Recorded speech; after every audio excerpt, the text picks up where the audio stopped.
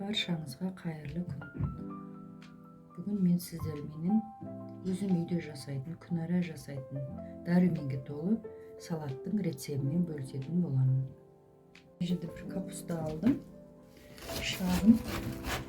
Енді осы мынандай шеттерін турап аламыз. Шет жақтарын алып аламыз.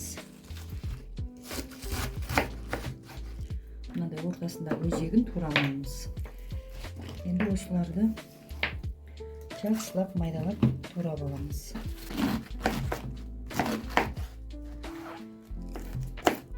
Қатты ірі қылмай, қатты майда қылмай, осындай көлемде турап аламыз.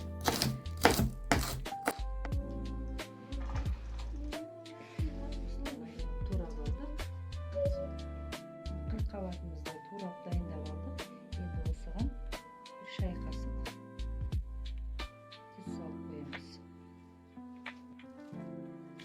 Осыны жеңіл қатты мыжымай араластырып қоямыз. Жеңіл түрде мыжымаймыз қатты. Екі сәбіз алдым. Бұл сәбізімізді қалаған чорпадан өткізіп алсақ болады, немесе қолмен турасақ та болады.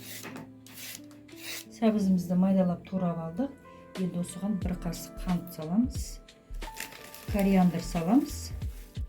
Бір чайный ложка саламыз. Чеснок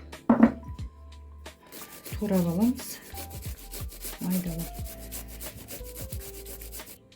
10% уксус құямыз. Осыған енді сұйық май құйып аламыз.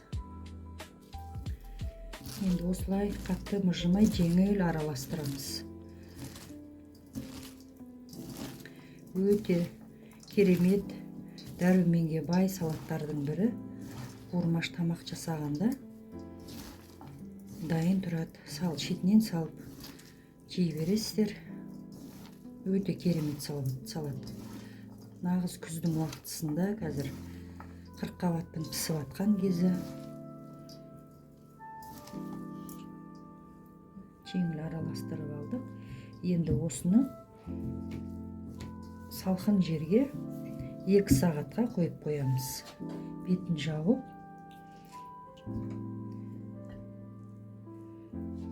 Мен мына жерде аскөкпенен петрушка алып алдым. Осыны енді жуып тазалап алдым. Майдалап турап аламыз.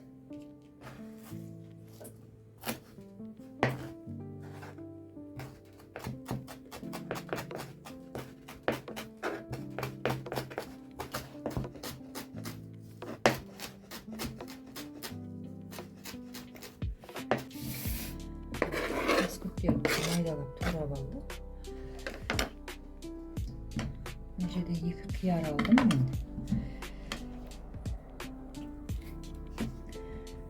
Қиярымызды турап аламыз. Майда қылмай, ірі қылмай. Осылай турап аламыз.